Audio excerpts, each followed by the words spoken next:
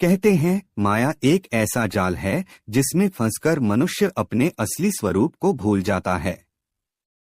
लेकिन क्या आप जानते हैं कि माया के भी 3 स्तर होते हैं? यह कोई साधारण ज्ञान नहीं बल्कि अष्टावक्र गीता का वह गूढ़ रहस्य है जिसे समझकर मनुष्य बंधनों से मुक्त हो सकता है। आज हम उसी अनकही कहानी को जानेंगे जहां राजा जनक और महर्षि अष्टावक्र का संवाद हमें माया के 3 स्तरों का अद्भुत ज्ञान देता है। पहला स्तर स्थूल माया, जहां इंद्रियां हमें धोखा देती हैं। राजा जनक एक दिन महर्षि अष्टावक्र से पूछते हैं, गुरुदेव, यह माया क्या है? यह कैसे काम करती है? अष्टावक्र मुस्कुराते हैं और कहते हैं, राजन, माया का पहला स्तर वह है जो तुम्हारी आंखों के सामने है। यह पेड़, पहाड़, नदी, राज्य, धन, यश, यह सब स्थूल माया है। राजा आश्चर्य से पूछते हैं, लेकिन यह तो सच लगता है। अष्टावक्र कहते हैं, क्या सच? जो आज है कल नहीं होगा। जिस सिंहासन पर तुम बैठे हो वह किसी और का था और किसी और का होगा। यह सब एक स्वप्न की तरह है। इंद्रियां कहती हैं यह सच है, परंतु यह तो केवल छलावा है। राजा जनक की आंखों में एक गहरा विचार उतर आता है। वह समझने लगते हैं कि जिसे हम सत्य मान बैठे हैं वह तो केवल माया का पहला पर्दा है। दूसरा स्तर सूक्ष्म माया, जहां मन भटकता है। अष्टावक्र आगे कहते हैं, राजन, माया का दूसरा स्तर और भी गहरा है। यह वह है जो तुम्हारे मन में बसता है, इच्छाएं, भय, सुख दुख के भाव, अहंकार। राजा जनक कहते हैं, लेकिन गुरुदेव, मन तो मेरा अपना है। अष्टावक्र हंसते हुए कहते हैं, क्या सचमुच तुम्हारा? जब तक तुम मन को जीत नहीं लेते, मन ही तुम्हें जीतता है। एक पल में तुम स्वर्ग के सपने देखते हो तो दूसरे पल नरक के भय से कांपते हो। क्या यह तुम हो? नहीं, यह सूक्ष्म माया है जो तुम्हारे विचारों में छिपी है। राजा जनक गंभीर हो जाते हैं। उन्हें लगता है जैसे कोई उनके मन की गहराइयों तक झांक रहा हो। वह पूछते हैं, तो क्या मन को जीत लेना ही मुक्ति है? तीसरा स्तर कारण माया, जहां अज्ञान का अंधकार छाया रहता है। अष्टावक्र की आंखों में एक तेज उभर आता है।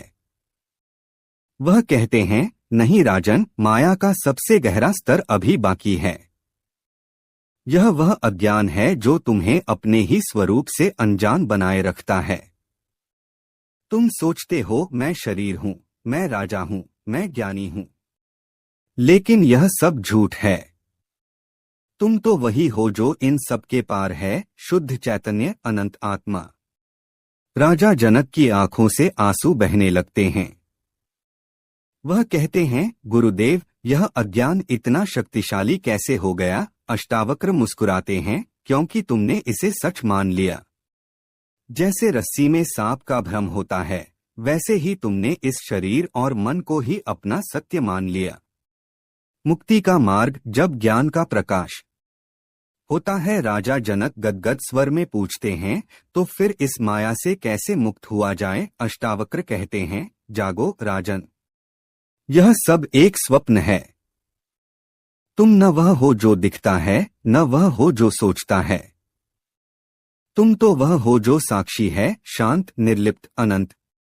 राजा जनक का हृदय प्रकाश से भर जाता है।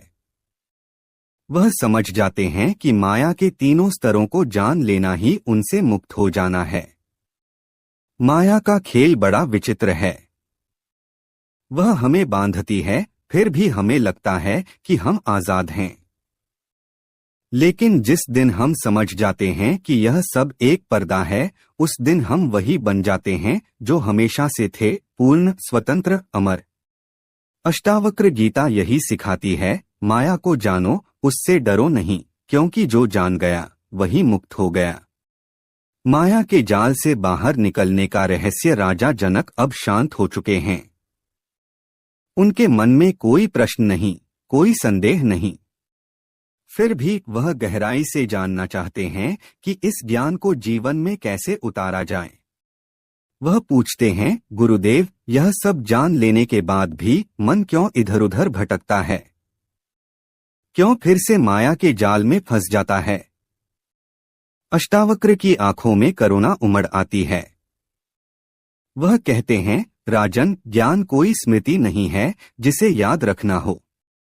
ज्ञान तो वह दीपक है जो एक बार जल जाए तो अंधकार स्वयं हट जाता है। तुम्हारा मन भटकता है क्योंकि तुम अभी भी स्वयं को मन मान बैठे हो। जिस क्षण तुम यह जान लोगे कि तुम मन के दृष्टा हो, मन का खेल समाप्त हो जाएगा। विश्वास का भ्रम और सच्ची शांति। राजा जनक कहते हैं, लेकिन गुरुदेव, संसार तो इतना सत्य प्रतीत होता है, इसे कैसे असत्य मान लूं? अष्टावक्र मुस्कुराते हैं, क्या तुमने कभी स्वप्न देखा है? स्वप्न में सब कुछ सच लगता है, लेकिन जागने पर पता चलता है कि वह तो केवल एक खेल था। इस संसार की भी यही स्थिति है। जब तक तुम जागृत नहीं हो जाते, यह सब सच लगेगा। पर जिस दिन तुम्हारी आंखें खुल जाएंगी, तुम्हें हंसी आएगी कि तुम इतने दिनों तक किस भ्रम में जीते रहे। राजा जनक का हृदय हल्का हो जाता है। उन्हें लगता है जैसे कोई भारी बोझ उतर गया हो। वह कहते हैं, तो क्या इस ज्ञान के बाद भी संसार में रहना व्यर्थ है? जीवन जीने की कला। निर्लिप्त भाव से अष्टावक्र कहते हैं, नहीं राजन, संसार से भागना नहीं, बल्कि संसार में रहते हुए भी संसार से मुक्त रहना ही सच्ची मुक्ति है। जैसे कमल की पत्ती पानी में रहकर भी गीली नहीं होती, वैसे ही तुम भी इस संसार में रहो, पर इससे बंधो मत। राजा जनक की आंखों में एक नई चमक आ जाती है। वह समझ जाते हैं कि अब उन्हें किसी वन में जाने की आवश्यकता नहीं। वह अपने राज्य में रहकर भी, अपने कर्तव्यों का पालन करते हुए भी पूर्णतः स्वतंत्र रह सकते हैं। माया का अंतिम पाठ, तुम ही वह हो। अष्टावक्र अंतिम उपदेश देते हैं, राजन, याद रखो, माया का सबसे बड़ा छल यह है कि वह तुम्हें तुम्हारे ही स्वरूप से विमुख कर देती है। तुम सोचते हो, मुझे ज्ञान प्राप्त करना है, मुझे मुक्त होना है। लेकिन सच तो यह है कि तुम पहले से ही ज्ञान स्वरूप हो, पहले से ही मुक्त हो। केवल इस भ्रम को छोड़ दो कि तुम बंधे हुए हो। राजा जनक नतमस्तक हो जाते हैं। उनका हृदय गदगद हो उठता है। वह जान जाते हैं कि अब कोई प्रश्न शेष नहीं रहा, कोई संदेह नहीं रहा। जहां कोई शब्द नहीं, केवल शांति है। अष्टावक्र और राजा जनक के बीच अब मौन छा जाता है। यह मौन कोई खालीपन नहीं, बल्कि उस अनंत ज्ञान से भरा हुआ है जिसे शब्दों में बांधा नहीं जा सकता।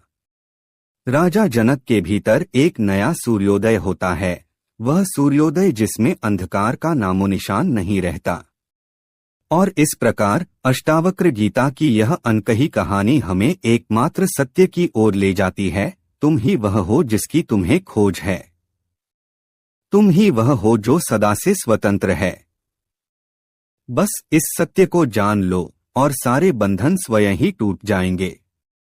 जब ज्ञान की गंगा बह उठी, राजा जनक अब उस मौन को समझ रहे थे जो सभी उत्तरों से परे था। फिर भी एक आखिरी गहरा प्रश्न उनके हृदय में उठा, गुरुदेव, यदि मैं पहले से ही स्वतंत्र हूं, तो यह संसार रूपी स्वप्न क्यों चल रहा है? इस नाटक का निर्देशक कौन है? अष्टावक्र की आंखों में अनंत का समुद्र लहराया। वे बोले, राजन, समुद्र अपनी लहरों से नहीं पूछता कि तुम क्यों उठती हो। सूर्य नहीं सोचता कि मैं क्यों चमकूं। यह सृष्टि भी उसी परम चैतन्य का स्वाभाविक प्रकाशन है। न कोई कर्ता, न कोई कारण, केवल लीला।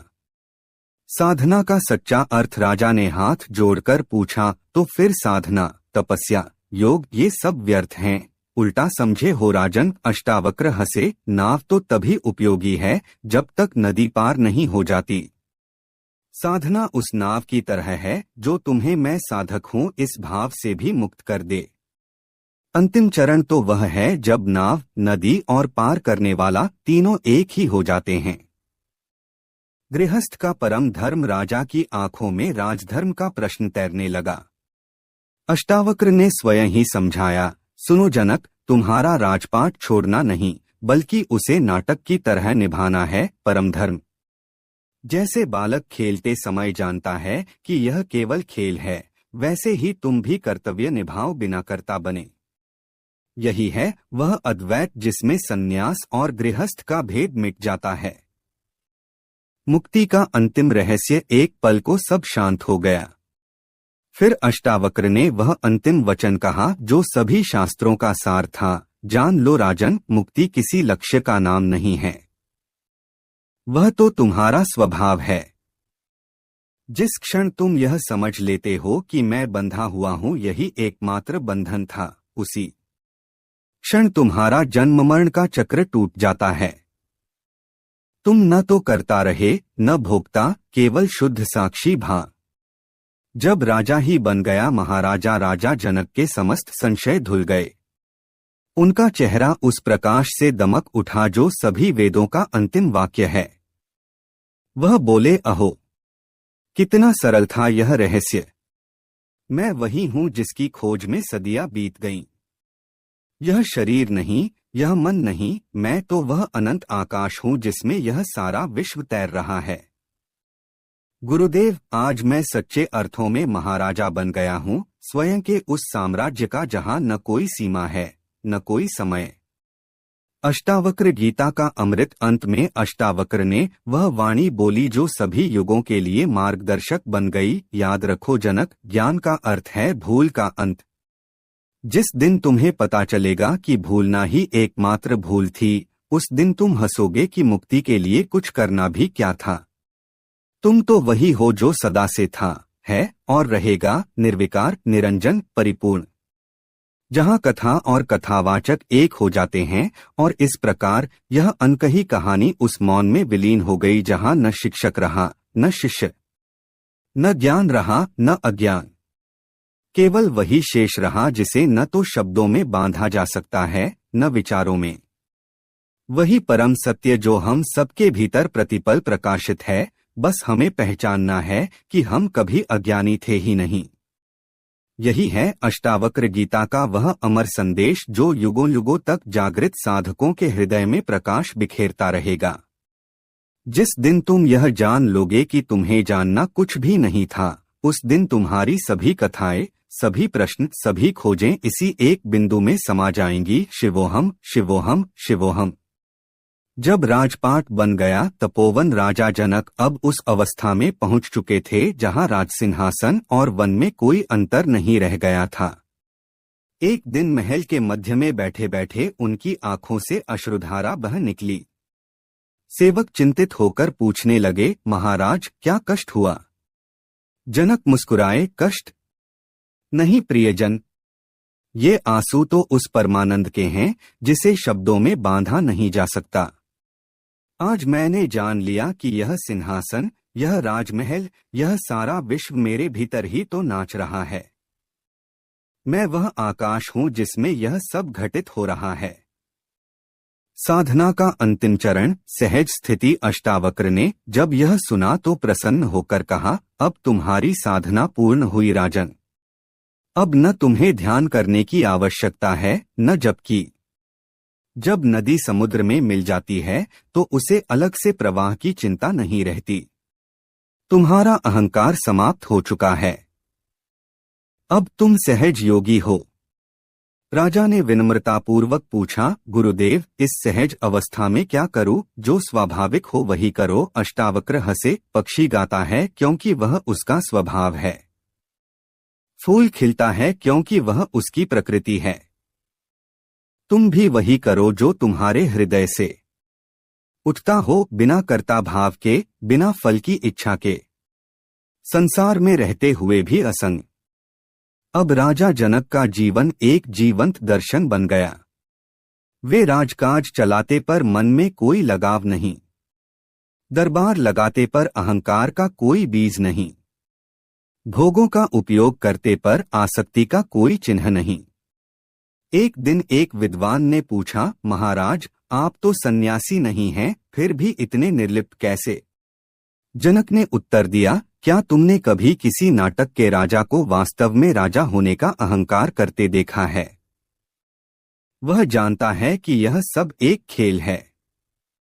मैं भी ऐसे ही जीता हूँ, बिना पहचान बनाए, बिना मोह गढ़े। माया का अंतिम पाठ। सर्वत्र एकरस दृष्टि। अष्टावक्र ने अंतिम शिक्षा दी, राजन, अब तुम्हारी परीक्षा का समय आया है। जब तक सोने को कसौटी पर न कसो, असली परख नहीं होती। संसार ही तुम्हारी अंतिम कसौटी है। सुनो, वे गंभीर हुए, अब तुम्हें सुख दुख में, लाभ हानि में, यशप्यश में एक समान भाव रखना है। जैसे आकाश में काले सफेद बादल आते जाते हैं पर आकाश अप्रभावित रहता है, वैसे ही तुम भी जीवन के उतार चढ़ाव में अडिग रहो। ज्ञान का फल विश्व कल्याण। अब जनक का जीवन समस्त प्राणियों के लिए प्रेम का स्रोत बन गया। उनके दरबार में सभी को समान दृष्टि मिलती। एक दिन एक चांडाल ने प्रश्न किया, महाराज, मुझ जैसे नीच को भी आप समान भाव से क्यों देखते हैं? राजा ने मधुर वाणी में उत्तर दिया, प्रिय मित्र, जब मैंने स्वयं को जान लिया तो मुझ में और तुम में कोई भेद नहीं रहा। वही चैतन्य मेरे भीतर है और तुम्हारे भीतर। फिर ऊंच नीच का भ्रम कैसा? अंतिम प्रकाश, जहां गुरु और शिष्य एक हो जाते हैं। समय आने पर अष्टावक्र विदा होने लगे।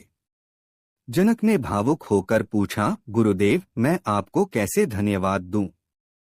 अष्टावक्र ने अंतिम उपदेश दिया, राजन, गुरु और शिष्य का भेद भी तो माया ही है।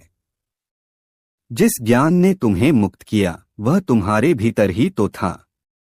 मैंने केवल वह दर्पण बनने का काम किया जिसमें तुमने स्वयं को पहचान लिया। अब न तुम शिष्य रहे न मैं गुरु। हम दोनों उसी एक परमात्मा के अंश हैं। समापन यही है अष्टावक्र गीता का सार। और इस प्रकार माया के 3 स्तरों की यह यात्रा उस परमानंद में विलीन हो गई जहां न ज्ञाता रहा, न ज्ञेय, न साधक रहा, न साध्य।